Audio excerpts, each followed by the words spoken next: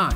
Welcome to Someone Else's Movie, the original podcast where an actor, writer, director, or nebulous industry figure gives a little love to a movie they didn't make.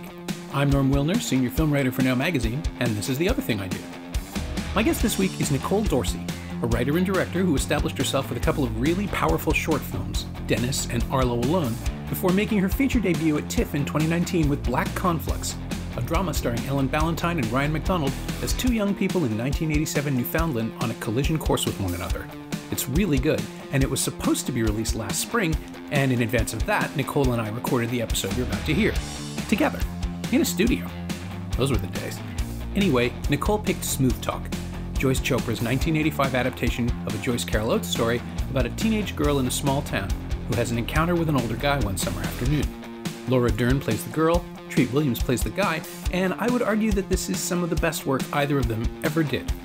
Chopra just introduces us to the world and plants us down with these characters as they move towards their own inevitable collision, and all we can do is wait. It's pretty tremendous. And it's coming out on a Criterion edition later this month, so it's finally going to get the credit it deserves. This is Someone Else's Movie. So I had actually written a first draft of Black Conflux and was kind of working on the Jackie character. And I did this sort of development program out west. And so one of the participants had suggested, like, oh, this is reminiscent of this movie. Have you seen it? Which I hadn't. Okay. So immediately, hustled back to the hotel and found it online because I couldn't find it anywhere else. I was going to say, it has sort of disappeared. It's come back recently. Olive Films has put out a Blu-ray just like last year, I think. Yeah, but it was gone for years. It's an incredible film. It won the Sundance Jury Prize in '86. I think it really boosted Laura Dern's career at that time.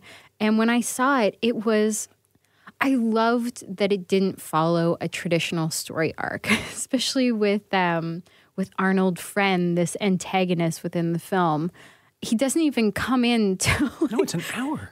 Yeah, he's in you see him for a brief moment, and then he doesn't come in till the end. And I just love this untraditional way of making a film, and also how spot on, even though it was 86, when I was a teen in the 90s, like spending my time at the mall, searching for boys, putting on the outfits, feeling the sort of power that you have with this new, physical body that you've grown into, while simultaneously feeling vulnerable and ashamed by it. It just hit on all those points. So it felt like the best film to kind of go for. It does definitely have echoes, I think, in Black Conflux. I mean, when you picked it, I was like, oh, yeah, of course. But to find out you hadn't actually seen it, like when you were it feels like something that's been rattling around for a long, long time. Yeah. Inside Black Conflux. That's sort of the approach to, or the film's perspective on the predatory man who isn't really, he thinks he is, but he's so transparent in Black Conflux that we read right through him and we see the desperation and the kind of the insecurity. What Treat Williams is doing in Smooth Talk is projecting past that, but the idea that he's all front is really fascinating. To me. So that was the parallel that I struck. And also, of course, they're both about young women who, as you say, don't really know what to do with themselves yet. Not sexually, but just in all directions. Yeah, there's just this really important search for identity, that it means everything, and to sort of find your place in the world. The shift between, I guess, girlhood into womanhood as well. And with, Treat Williams' character, you don't actually see his side of the story. He's so peculiar, especially that first scene when he's standing at his car by the burger joint and just points at her. Yeah. It's this ownership. This taking of, I will choose the young creature of my desires, and she will be mine. And that's kind of all you know about him. Yeah, he, I want to say it was Ebert. It might be wrong, but I think it was Roger Ebert who said he's an inevitability. He manifests the same way the Hitcher does in the Rutger Hauer movie. It doesn't matter what street you go down, he'll be on it. That weird mile marker for coming of age that she will she's going to encounter it. Connie can't get away from it. Yeah. And the fact that he shows up and he does his weird little Terminator thing, which is supposed to be a James Dean thing, but really doesn't read that way because Treat Williams looks so different from James Dean. Yeah. But then you go back to her house and you see the James Dean stuff all over her bedroom. And it's like, did she make him? Did she conjure him? Right. Is this it? Is this like, this is a tulpa that's just arrived to come after her? Because there is a movie where that happens. I mean, the potential is there in that first half hour. Yeah. I mean, kind of how the whole end plays out. I actually learned something interesting about the ending, which I guess, whatever, spoiler alert. Yeah. At the end of Smooth Talk, when she gets in the car with him, Laura Dern at that time did not believe that a rape occurred. She believed that she had just gotten in the car and gone for a drive. But it wasn't until years later when she was doing this HBO show that her, I guess, younger character self had gone through. The Truth from last year, yeah. Where she actually used Smooth Talk as sort of her sense memory work to play this new character. And it was only as an adult when she revisited her time on Smooth Talk that she realized, hey, this character actually, was most definitely raped during this point. But it was almost both as an actor and as a character, she had to believe in that moment that they just went for a drive at the end of the film to just survive the moment, which I guess she was so invested. There was just this meshing into character that happened. So I thought that was super interesting. It is. It's fascinating. And well, you know about the Joyce Carol Oates short story and Oates' own feelings on Smooth Talk? Yes. Because she wrote this amazing essay right then in 1985 or 6, whenever the film was arriving. Yes, that was based on. Well, she wrote a short story in the 60s, Where Are You Going, Where Have You Been? Yes. And then in 1985 or 6, she wrote an essay about the film and what it changes and how it plays for her. And I hadn't read the essay. It's. I found it through the Wikipedia page, weirdly enough. It's linked at the bottom. They don't draw attention to it, but you can find it. I'll send it to you. It's great. Yeah. And it's this fascinating meditation on Oates realizing. First, she starts by saying that the short story was based on a Bob Dylan song. It's All Over Now, Baby Blue was in her head when she wrote it, and she couldn't get away from that. And so having it be replaced by James Taylor in the film is just a choice she's still reckoning with, I suppose, I would say. But she also talks about the ending being completely different in her mind, where she originally envisioned it as the title for the short story was originally called Death and the Maiden, and it was about this child's destruction. She becomes a woman, and that's the end of her life. Right. The rape is her death. And the story is based on an actual serial killer. Yeah, the 3 murders in Arizona. Right. Yeah. And this guy would do that. He would show up and just insinuate himself into crowds of teenagers. Yeah. And drive girls around. He didn't kill them all, but some he did. Yeah. And the teens, the thing that fascinated Oates, she said, was that the teens protected him. They didn't want to give him up. He was just this nice guy that they all knew. Right. And it took a while for them to come around to the idea that, oh, no, he's also killing us. Yeah. And the push and pull of attraction and fatalism and nihilism and all of that was wrapped up in the story is very clearly in the film. But what Oates was so impressed with was that, no, of course she has to survive because it's about her learning to cope with it for the rest of her life. It's not enough to just end with her getting in the car. You have to see what happens because it's a movie and we've spent enough time with this character that now we know her and Laura Dern has a face, right? Like you can't just abstract it in print. Yeah. And so it's this really interesting kind of internal wrestling match that the author has with her own intentions in the story and what Chopra and the screenwriter did. Mm-hmm. And how I think in the end, Oates is actually comfortable with what worked out, even though it's a complete betrayal of her concept.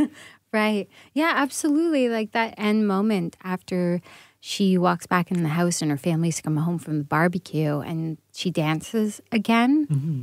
It's this change that happens forever. She's forever somebody different, but almost like a strange rebirth in a way, as she clearly is going to have a new relationship with her family from that point onward. And this dance, there's a new weight to her We see her dance throughout the whole film, but at that moment we see it in a different light. She's much more slow and deliberate in her motions and her movements. And I was trying to figure out, is that because she's injured? But I don't think it is. I think it's just who she is now.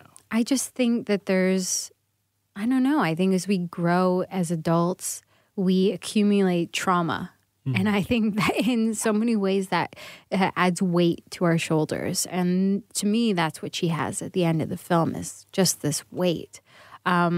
And also a knowledge, this new knowledge going forward, because she goes through her day-to-day with these outfits and, oh my God, these boys are staring at me and they're whispering songs into my ear and it's exciting and yada, yada. And then all of a sudden she's confronted with this other side. And it can be such a fine line too. Yeah. You know, Arnold Friend he's coming on to her, not too dissimilar to the other boys within the film, but there's just this menacing aura around him. And then, of course, when he comes to the house, the things he says, like the super, super creepy line of, "I'm your lover."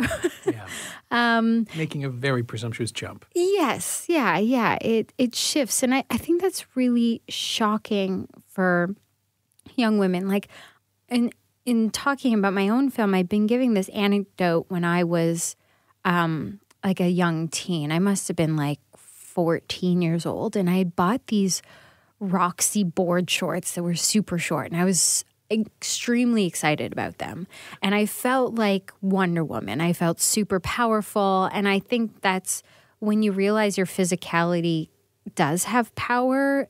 It's something so new and exciting. And so I thought, I'm going to walk to my friend's house, and was walking along the street, kind of strutting it, feeling good. And this trucker pulled over and said some lewd comment out the window. And I just ran to my friend's house after that, never wore the shorts again.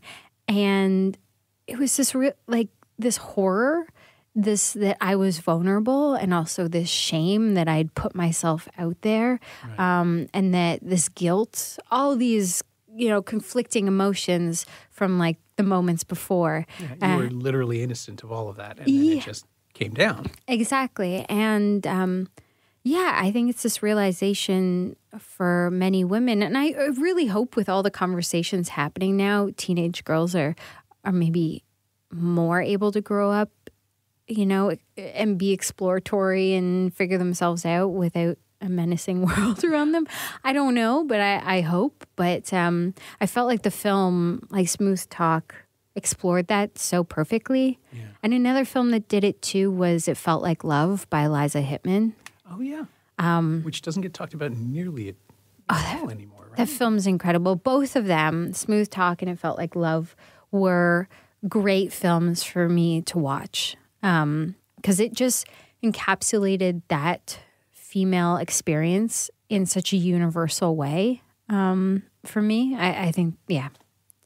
I don't want to focus entirely on Treat Williams because that's a guy thing to do, but he's also so magnetic and fascinating. It's a really interesting performance. Yeah. But when you were talking about the way that Connie and her friends respond to the boys in the mall and the boys in the burger shop, I realized he synthesizes both the menace of the muscleheads, those two guys who they clearly reject. They don't want anything to do with those guys, and they are coming on hard. Yeah. And it's creepy and kind of, it's almost funny now because they've got the 80s hair and the little spaghetti string muscle shirts, and they look like caricatures. But to come right up against them in a small town, that's going to be threatening and weird and uncomfortable. Yeah. And Arnold Friend has their language, but not their posture.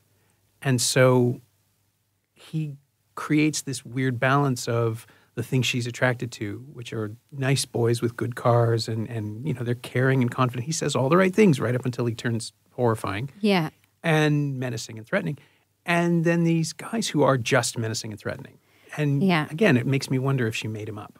Like if she's, not that she's hallucinated it, but that he is responding to her specifically. And it's just such a precise choice on everybody's part.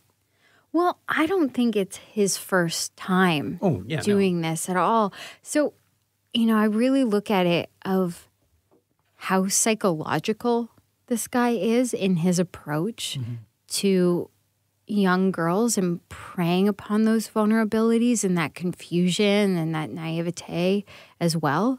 Like the way in which he talks, I think it takes Connie aback for a second of being like, wait, did I put the wrong messages out there? He plays into all her insecurities about how she's presented herself, especially, you know, she's already feeling, my mom thinks I'm essentially a slut and who's going to get pregnant and no one respects me. My sister is the one that everyone loves, not me. So she really places a lot of her value on her looks and the attention she receives. So I think he's knowing those vulnerabilities in girls. He's just preying upon it. He's very good at that. He's very manipulative. Yeah. And of course, he's also not like a mouth-breathing, gross guy. He does have this nice car. He says a couple things, even in the beginning, like she is kind of playing with him when he first shows up at her house. Yep. Until he gets quite weird. Yeah, and then she retreats into the home and he just won't leave, which is, even though, and he says it, right? At one point, why are you locking the screen door? It's a screen door. Yeah. And just that logic that he uses on her is so disturbing. Yeah. He never raises his voice to her. He raises his voice to the guy in the car, to Ellie, a couple of times, but only when he's saying horrifying things like, do you want me to cut the phone line? Am I supposed to cut the phone line now? Which is so, I'd forgotten that. I hadn't seen the movie in about 30 years, I guess. Yeah. And I remember just watching it the other night and kind of just like a physical shock at that point. Oh my God, that's right. I forgot about that. Oh, Jesus Christ. I forgot about that part too. It's so horrible because it says everything about what's going to happen. Yeah. Right? Like the plan is there and everything, and this isn't their first rodeo, and they're just going to, she's just the latest conquest of whatever horrible thing that they're doing. And having a partner, and the partner was in the story as well. It's apparently the real person just worked alone.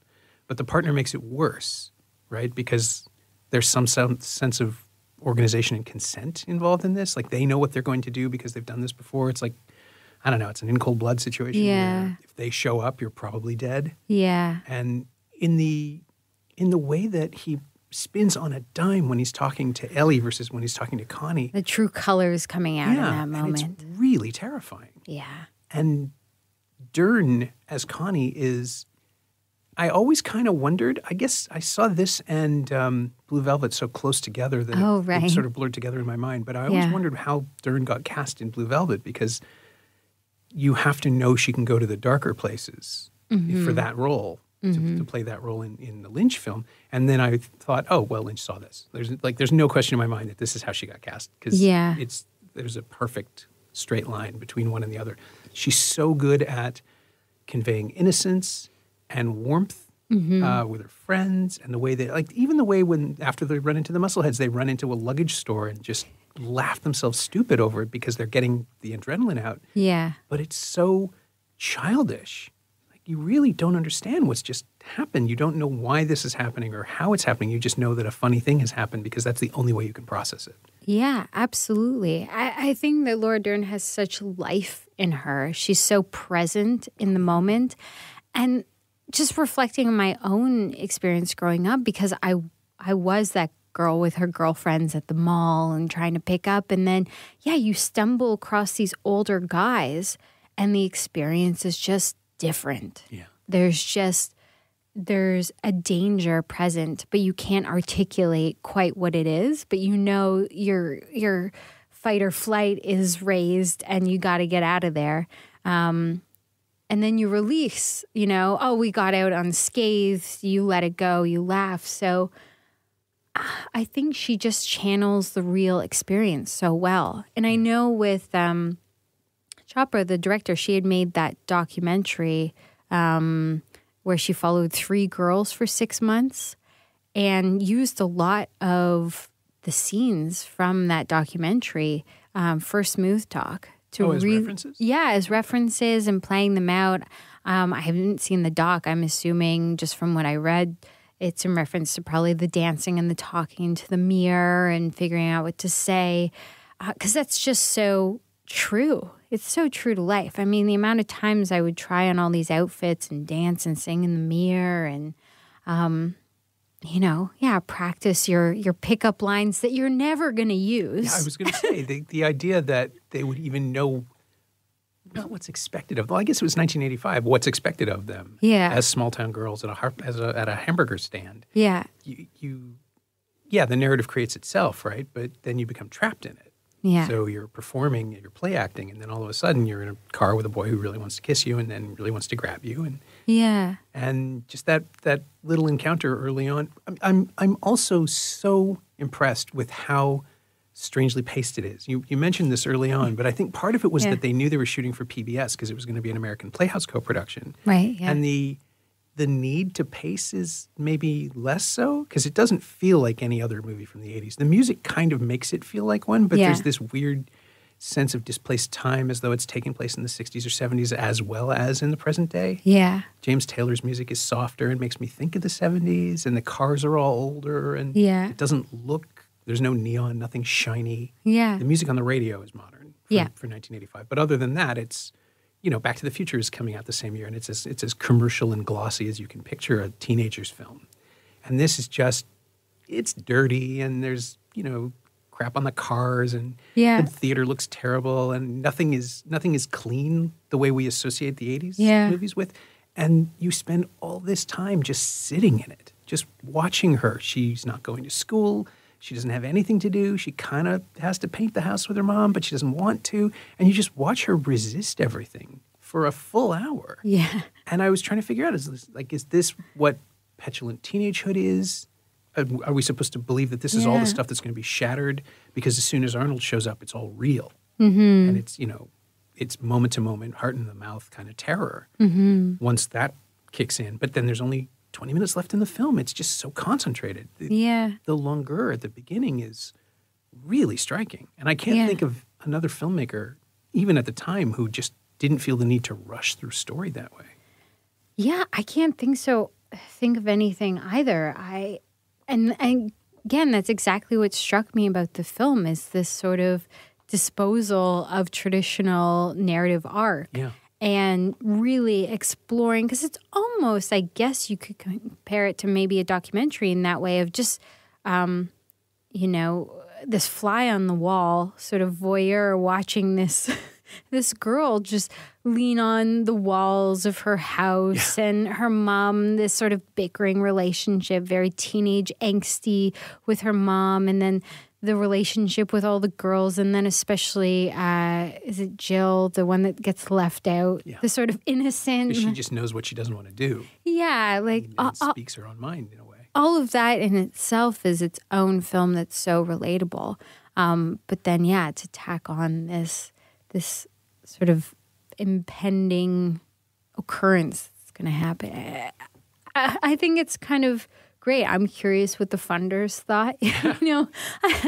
I'm curious when they showed their rough cut, what the expectations had been, how much free reign the director had. It's all very curious. Yeah, it's almost as though, you shoot her from the back of the head when she's walking, and it's a Dern film. Yeah. It's a really simple, experiential relationship to the character that we have. We are basically just accompanying her wherever she drifts. She's in every scene. Yeah. And somehow gets second billing to Williams, who I suppose he was already a bigger star, I guess. But Laura Dern is so perfect because, she has the warmth. She has this, we are naturally concerned for her. Yeah. But she also has she's huge. Like, she's taller than everybody else. She's taller than her big sister. And she's lanky, and she moves strangely. Yeah. The first time you see her dance in public, when Treat was watching her through the window, and she's got these long, lanky arms, and she's kind of awkward and young. And the whole film is shot so simply. Like, that's the other thing. It's a lot of, lock-off shots, or just it's a very simple coverage. And sometimes these sweeping scores as well. Like the scene with her sister, when her sister comes back into the bedroom to, I guess, sympathize, and then Connie ends up basically saying, like, you don't have any boys that like you, and I do. Can you imagine what it's like? Yeah. That's right. She goes from being incredibly defensive, like, don't tell her I was crying, to attacking her, which feels like a teenager moment to me. I mean, it's just that mercurial emotional explosion. Absolutely. And not realizing, like, how rude and self-centered she's being towards her sister who's come in to have a moment with her. But this really emotive score continues even after her sister calls her a bitch, which is just such a turn in that scene, but yet the music does not reflect that turn at all. Yeah. There's a lot of really interesting choices in the film like that, where you're like, okay, the music isn't really telling us how to feel because the scene's already shifted. I found all those very curious again, because it's not a traditional film, yet these scores tend to lean more on the traditional side, except for the diegetic music, which is, fun and poppy and modern. You get that wonderful moment where they all connect from the James Taylor track, but they don't know it because they're in separate rooms. Yes. They can just hear it. Yeah. And all three women in the house sing, kind of mouth along or sing along, and the mom actually sings and mentions that she likes the key change or the way he does that vibrato. I don't even know how to describe it. But that little moment is showing us who they all are and that they're they have more in common. They're much more similar than they know. But they can't communicate it to each other. And they don't know this is happening, which is so tragic. And then you watch them just go right back to fighting again as soon as the song stops. Yeah, and the same again, like when they're outside painting and Connie comes in to finally paint with her mom, does the worst job ever. Yeah, she's not I'm good. like, what are you doing? That's not painting. Sits down and for once now we're going to have like this lovely bonding moment between mother and daughter. And which we all realize it's because they're so similar that they're not getting along. And then it erupts, obviously, when the mom goes to hug her, which again is just such an angsty teen experience. Also did not realize that was, what's her name, Mary Kay Place? Yeah, Mary Kay Place from The Big Chill. I didn't even realize it until after I had on my previous watchings until this time and had like this light bulb moment of being like, oh my God, look how young she is here. For me, it was not recognizing Elizabeth Barrage till this time around. She's the female lead in Amadeus, like the year before. And here she is in this tiny little film, which obviously they shot maybe before Amadeus came out or before anybody knew what it was going to be. But she's so good and she's so completely different. Yeah. No big hair, no big dresses. It's just simple, unadorned human being stuff. Mm-hmm. And she just disappears. And William Ragsdale from Fright Night kind of matching Dern's little speech thing. They both have kind of a complimentary lisp, which is sort of sweet. Right, that's the dad, right? No, the boy who picks her up at the very beginning, the one she makes out in the car with. Yes. The dad is Levon Helm from the band. Okay, so the dad... It's a weird performance. Yeah. It's, at first I'm like, wait, is this just him or is this some sort of direction? I think both. Yeah. Like I think she clearly, because he wasn't doing a lot of acting, but she clearly cast him to be this guy. Yeah. And he doesn't seem to be, I mean, it's great in that he doesn't seem to be connected to anyone else, his entire family. He comes in, he sits down. At one point, he's sort of, at dinner, they're all communicating, but he's fighting in a kind of a fun way with everybody, and it's not fun. Yeah, he does very much project this dad who's out of touch emotionally with the entire family. Yeah, like in the 50s, he'd be the perfect Midwestern authority figure. Totally. Just, I'm dad, I'm here for the fun. Otherwise, I'm out working. I'm not really connected to anything that's going on in your personal life. But I will say, I can see something's up with you and your mom. Just stop it. Let's not investigate it. Let's just stop it. So in that sort of disconnected way, he makes sense to me. Yeah. But then other times I'm like, oh yeah, you could have tightened up the edit on him a little bit. I kind of like the way he just doesn't seem to have any perspective on anything. That he just sort of floats through his own life. And there's a whole story there in how she hasn't been given a strong male figure to imprint on. This is just me filling in the blanks, but I think part of the Oates story is very clearly indicating that Connie is going to sacrifice herself to protect her family because, by going with Arnold, she saves He's not them. going to He set the actually- house on fire. Yeah, he threatens their lives much more explicitly in the short story. It's there in the film, but it's much more of an obvious motivator, I guess, in the text. And I think part of that is that now we understand that this guy's not going to save them, that this father isn't going to be the hero that shows up at the end of a lot of these movies and rallies and saves the kids from the monster. Like, that's not going to happen if these two are in the same room. If Treat Williams and Lee Von Helm are together, Williams is just going to eat this guy. And that's part of it too, I guess. And the age difference, the fact that Williams, I think I looked it up and I think he was like 16 or 17 years older, but that puts him into, than Laura Dern, but that puts him into his early 30s. And that's at least 10 years younger than Lee Von Helm. Yeah. And he's bigger and beefier, and there's just like, it's an instant contrast that just sort of floats there. One more threat, one less obstacle. And poor Lee Von Helm is just walking around getting the barbecue stuff and completely oblivious that playing golf and whatever else he's doing. Yeah, and he and Connie come home and they're getting ready, the family comes home and Connie doesn't want to go with them to the barbecue, and he's like, fine. He has no idea the apocalypse is coming. Yeah. And it's just this sort of tunnel vision archetypal stereotype of a man, I guess, of a family man, where it's like, you know what, I got my hearth, nothing else is going to bother me, but there's a storm coming. And all those choices, because Lee Von Helm in a movie is a weird call anyway. It's a strange pull. Yeah, it's super strange. And even the relationship between like him and the mom, when he, I guess, filling in that role when they get dinner and she puts down tuna fish. Yeah. And he's questioning the tuna fish, and obviously she's been the one working at home all day trying to prepare this nice meal, and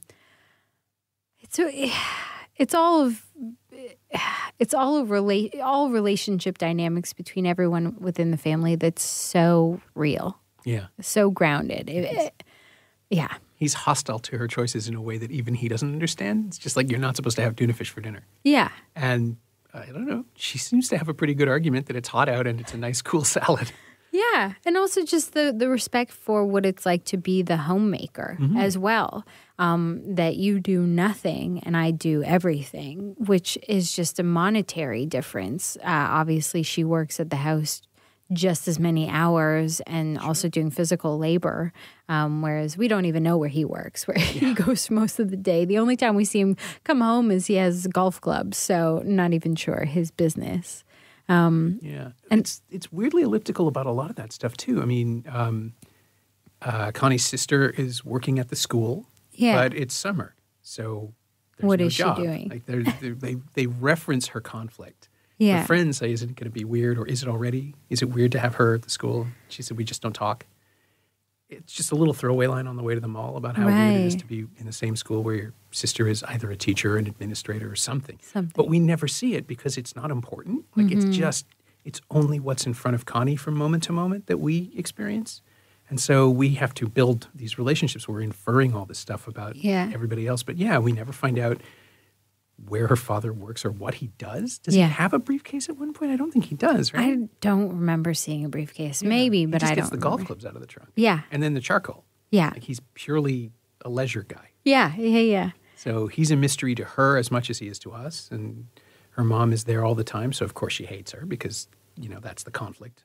And her sister has to be perceived as an enemy because that's the only way that you can process a big sister. Yeah. When you're that age, I guess. Yeah, well, and especially with the favoritism, right? Yeah, there's clearly something there. Yeah, when constantly being compared to somebody. And she says some line of, not like I'm always the failure, or she says something when she's lying back on her. Yeah, I can never do anything right. Yeah. And I mean, oh my God, that choice line from her mom, the trash daydreams. What is that line that she says to her? I mean, when I look into your eyes, all I see are trashy daydreams. That's what she says. Such a projection and so cruel. So unbelievably cruel. I mean, but I feel for both sides because I look at the mom from the mom's perspective. Yeah, Connie's a brat. she won't partake in the house chores. She won't tidy up after herself. She wants all these things as if it's her right to be driven everywhere and to do everything. She doesn't even pick up. She goes to the mall for she's lying. She's on the beach, but she doesn't pick up the things. Like I get it a bit on that one side, but then the times when Connie does open up and to have that connection with her mom, her mom just throws such choice words her way that just that constant feeling of rejection.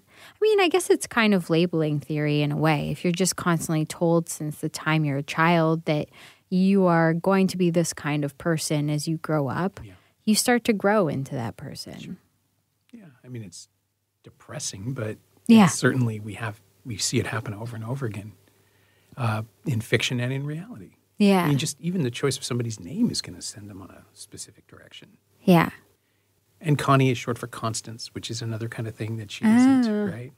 Like it's just this little thing buried in the script where, except that she is in the end, if by constant people mean stalwart and loyal, the sacrifice that she makes is the most loyal thing she can do. Mm-hmm. But I don't know that. I always wonder about that stuff with authors. Do they know this much? Do they layer this stuff in? Because a friend is clearly a thing that an author comes up with. Right? Yeah. Arnold friend, a friend. And there's a little reference in the Oates essay where she just throws away that Arnold cannot lie. She just says, and because he cannot lie, something, something, something. And I thought, I guess not. I never really considered that he was bound to tell the truth, but he really does only ever speak his goals. And even I've got my eye on you is true. He's not flirting. He's not, there's no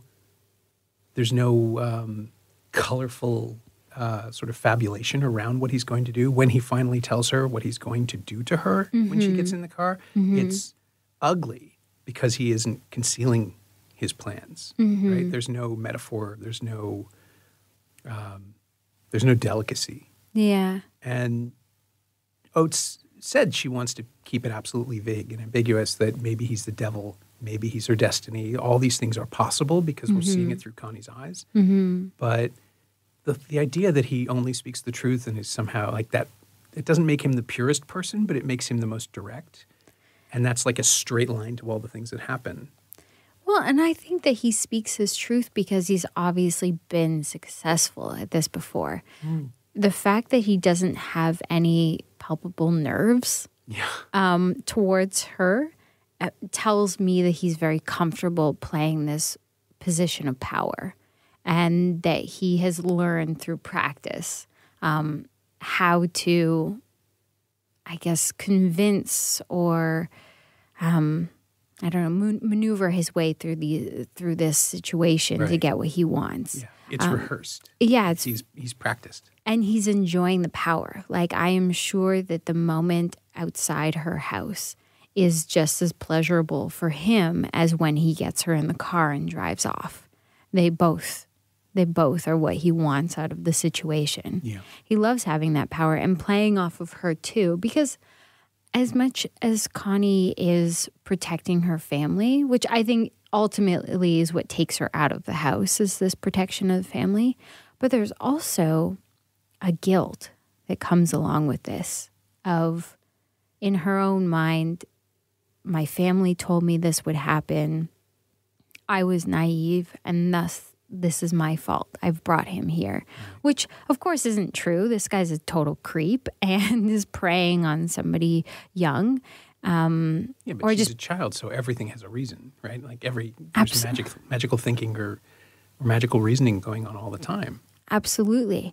And I think, and too, growing up in a culture as well, like especially in the 80s, the victim was seen as the person at fault in so many cases. If a sexual assault occurred to you and you went to the police station, the questions that were asked of you is like, okay, were you drinking? What were you wearing? Right. Like that's the initial questions, which is absolutely insane because it shouldn't matter. I should be able to walk down the street naked, swinging my butt everywhere and not be sexually assaulted.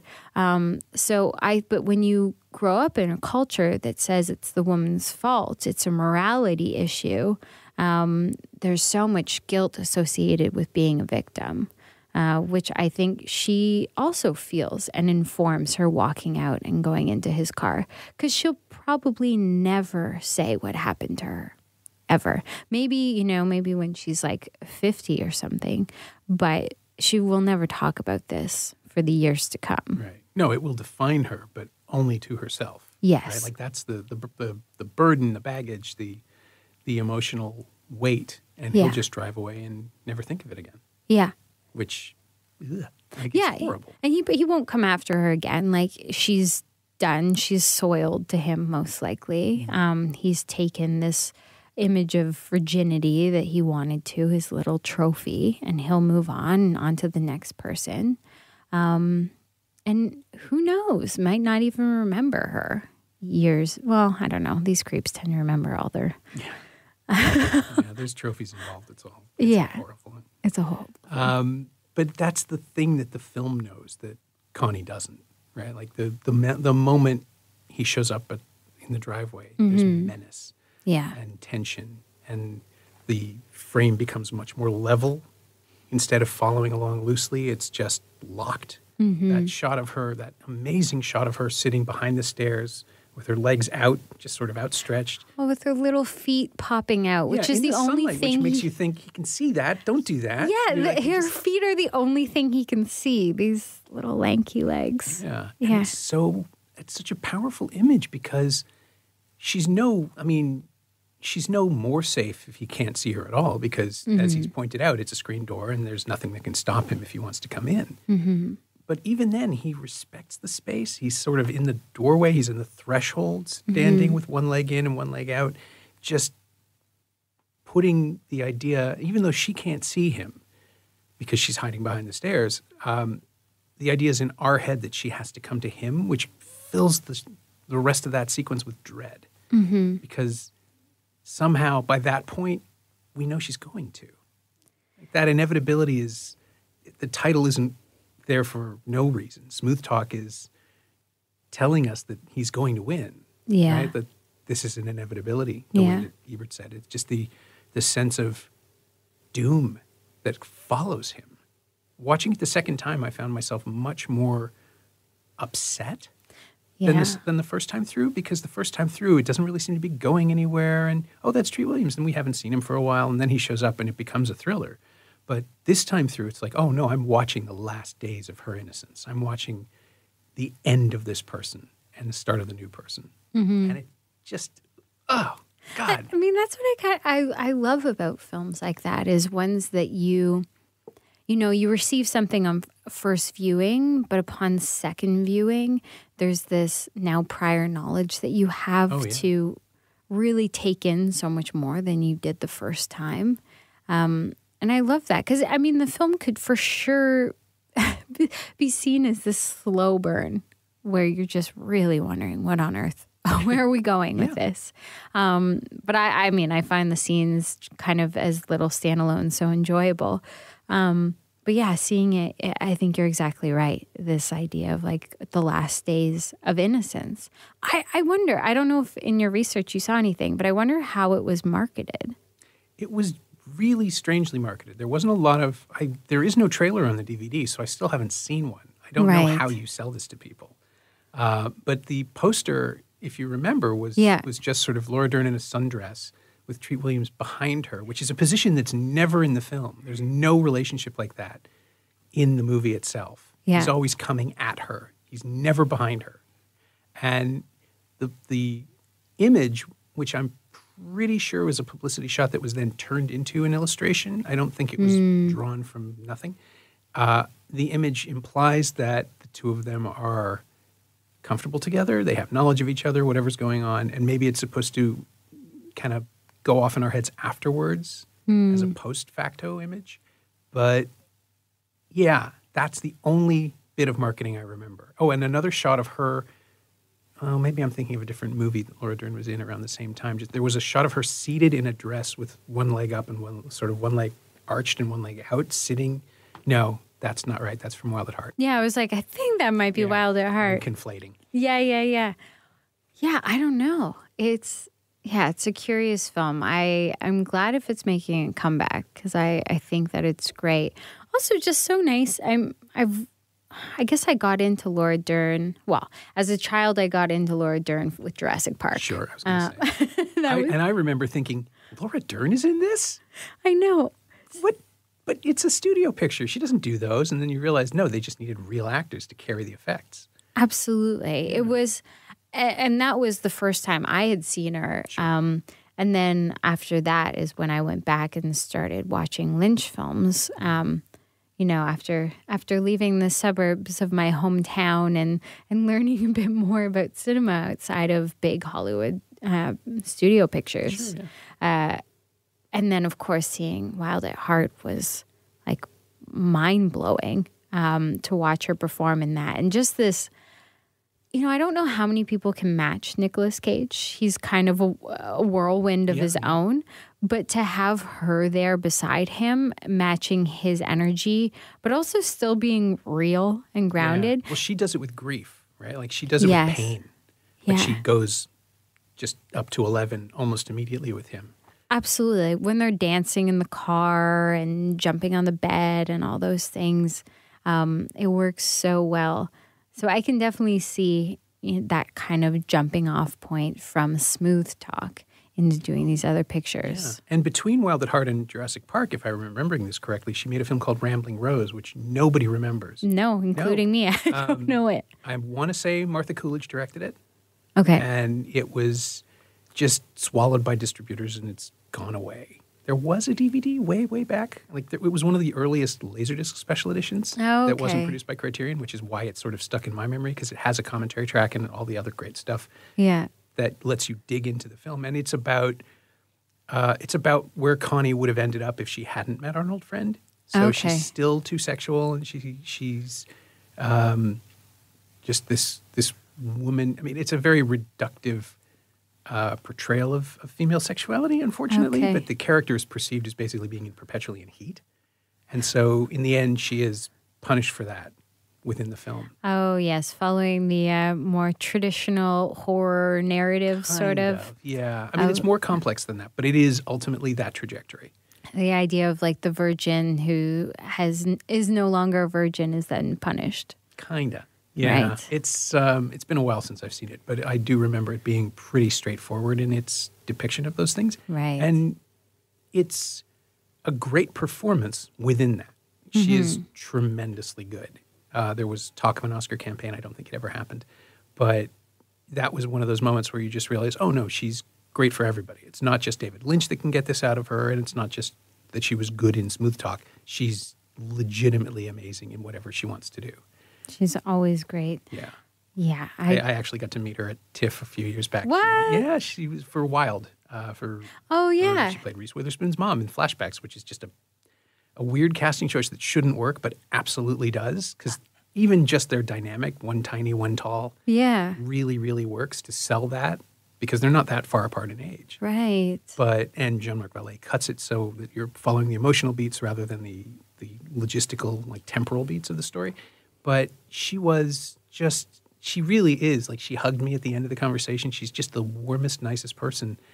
And you think, you spend all this time purging yourself emotionally on screen that you would have to find a peace in the middle, like a way to be a normal person from day to day when you're going to these highs and these lows at the same time. And yeah, she's just managed to build this fascinating career where she can do anything now. She shows up in Marriage Story, the Noah Baumbach film, as a lawyer who is both a snake and a really nice person. Like she's a professional snake. Yeah. But when she's talking to her client, she's just another person on the couch with a glass of wine. And it's a really, like, in the middle of this big, busy film about a couple's dissolution, she might give the most interesting performance, which is, again, just like, way to go. Yeah, I mean, she blows my mind all the time. Even seeing Big Little Lies, which I just watched season 2. Okay. Meryl Streep, like, how does this woman do it? I mean, every time. I know, obviously, she's won a bunch of Oscars and everyone talks about her, but every scene she's in, she's basically a masterclass for acting. it's incredible. So watching all these other actors work with her, and her performance is so perfectly nuanced in season 2. But Laura Dern, like how she, similar to how you described this lawyer character, how she is so empathetic and supportive of her friends, but also this like nasty little rich woman is incredible. And I don't want to give anything away, but yeah, the relationship with her husband as well in the show, with the betrayal that occurs, is that fine line of being so desperate and so filled with rage because you've just achieved what you've wanted your whole life and now it's taken from you. Her playing into that rage is so incredible and fun to watch. Because I haven't seen season 2 yet, but yeah, I mean, you know, I think there's been some issues with season 2, which is public knowledge now. But the performances are still very much there. And man, Meryl Streep, just to watch her in anything, and I don't know if she has fake teeth or if she's just learned a completely new way of speaking. I'm not quite sure. Either is possible for her, I would say. Yeah, who knows? But the two of them together is, it's amazing. Oh, good. And yeah, to get us out, the final question on the podcast is always the same, which is there anything of smooth talk? And we kind of touched on it already, that you've borrowed or used or stolen outright and incorporated into your own work. Oh, yeah, for sure. Because it triggered my own memories, but there was a couple words from Smooth Talk just because I was making a period piece, and I was born in the 80s, but not a teenager in the 80s. Right. So I stole a couple phrases from the film. I stole bone. Are you guys going to bone? Right. I took that one, and I think I stole check out those buns. Which again was more a period thing, but very much something that I experienced myself as a teenager. Okay. But definitely took some lingo. Nice. And the whole tension of two people on a collision course with one another does sort of absolutely echo in my mind. Absolutely. So when I saw the film, for sure, that was a realization that, I'm not completely writing a fresh book here. Obviously, I have a different take on it, and I look at both characters kind of equally at the same time, but absolutely seeing this collision course and also just seeing a film that doesn't follow this traditional arc, that's able to do this character-driven sort of character study, was great to see it done successfully. They didn't use Gowan, though. They didn't use Gowan. Gowan was incredible. Best song ever. I have to say that, and it's a single take, right? Which is even more disturbing in that moment in your film. The use of Gowan, I mean, everybody was sort of making jokes about it after the press screening. You could sort of feel it coming across Twitter, but there is something really menacing and sinister in a lot of Gowan's music. There's a snarl in the way he sings, and people just missed that at the time. Oh, absolutely. I mean, even the lyrics, when I first heard the song, I was like, was this written for Dennis? I mean, the lyric is these moonlight desires, they haunt me, which is kind of exactly what Dennis is going through. So the first time, and we had actually not shot to that song. We had shot to a different song. But it had the exact same beat, so I was able to swap in the Gowan track. But no, we had shot to a Pet Shop Boys song. Really? Yeah. Which one? It's A Sin. Okay. I mean, I can sort of... But you know what? Gowan is so much better. Oh my God, Gowan is so much better. I've come to realize when filmmaking, if something isn't going your way and you're forced to go in a different direction, to just let go because it's probably for a reason and is going to be for the better. And I absolutely believe that about Gowan because I wanted It's a Sin, and the Pet Shop Boys said no, not because of money or anything, but they didn't, now I'm just outing them. Anyway, they didn't want to be seen as an 80s band, so they didn't want to be in an 80s movie, which I'm like, it's a little late for that. Yeah. But I think that they're touring with a 2019 album. So, yeah, in my mind, I'm like, maybe it's kind of good for marketing to have your stuff out there, but... You think? whatever, for them it was a hard no, specifically because it's a film set in the 80s. So yeah, my music supervisor, Evan Dubinsky, had mentioned Gowan, and so I started going through his catalog and found Moonlight Desires. Instantly was struck. I threw it on myself. I didn't even bring it to the edit. I threw it on my computer, did a little quick cut myself with it, and realized that there was no better song, which then became like this obsession of, can we get Gowan? We need to get Gowan. There's no other song. Yeah. There's no other place to go. And he said yes. And it worked. I actually sent him like an excerpt as well. I sent it off for him to see. So there it is in the movie. And you've contributed to the Gowenaissance, which is absolutely a thing, apparently. It's incredible. I still dance to that song. My thanks to Nicole Dorsey, whose first feature, Black Conflux, is waiting on a proper release after more than a year on the festival circuit, thanks to this stupid plague. But it's worth the wait. And until then, you should check out Arlo Alone on Nicole's Vimeo channel. It stars Grace Glowicki, friend of the show, and it is eerily relevant to the present moment. Also, thanks to Angie Power. She knows what she did. You can find Nicole on Twitter at Nicole Ray Dorsey, all one word, and it's Ray with an E. And as I mentioned earlier, Smooth Talk is being released on Blu-ray and DVD by the Criterion Collection later this month in a new special edition featuring a 4K restoration and pretty much everything Nicole and I discussed in our conversation. Joyce Carol Oates' short story and the New York Times essay she wrote about the adaptation, the Joyce Chopra short films we mentioned, and some great new supplements as well. The movie's also likely to turn up on the Criterion channel once the discs are released on February 23rd. As always, you can find me on Twitter at Norm Wilner and elsewhere on the internet at nowtoronto.com, where in addition to writing about film and television, I'm hosting a bunch of podcasts and now writing the new now streaming newsletter, which you can find on Substack. But you can find this podcast on Twitter at Semcast, S-E-M-Cast, and on the web at someoneelsesmovie.com. Our theme song is by The Last Year. If you like it or you've been enjoying the show in general, please say so.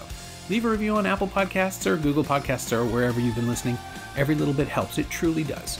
And check out the other shows on the Frequency Podcast Network while you're there. Stay inside, watch movies, wear a mask if you go out. I'll see you next time.